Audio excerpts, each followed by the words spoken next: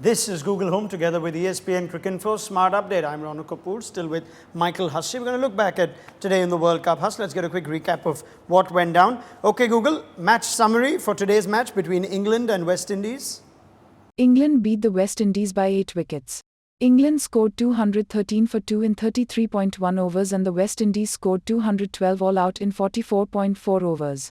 Right, 212. Game done at half-time, or were they still in it in that second innings? Well, no, I thought if the West Indies came out and bowled really well and picked up a couple of early wickets, considering that England were probably going to be missing Jason Roy and the captain Owen Morgan because of injury, thought they could have really put some pressure on England, although I'd have to say England probably got the better of the conditions. It looked like it became much batter friendly as the game wore on, and England were just clinical with the bat. They did a great job. Bairstow and Joe Root opening the innings really set the foundation perfectly for England. Yeah, it sets things up nicely. After a little break, England managing to get their World Cup wagon back on track. Let's find out what's happening tomorrow. I think England's arch rivals are in action, Michael Hussey's former team. Okay, Google, what are the matches in the World Cup tomorrow?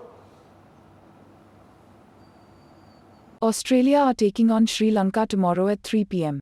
Afghanistan will take on South Africa at 6 p.m. Right, Australia v Sri Lanka. Big game for Australia. We almost forgot Sri Lanka still around in the tournament. This long gap, 2 games washed out, surely can't have helped them.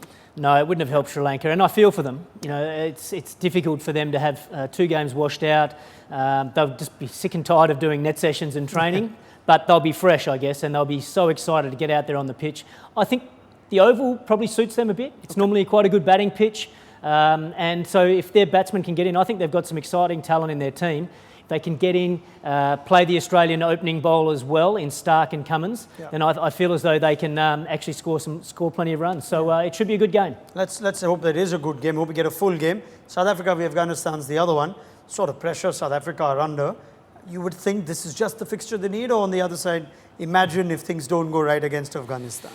Well, if things don't go right against Afghanistan, I think South Africa are done. Yeah. So they have to come in tomorrow and put in a great performance against Afghanistan, win and win strongly.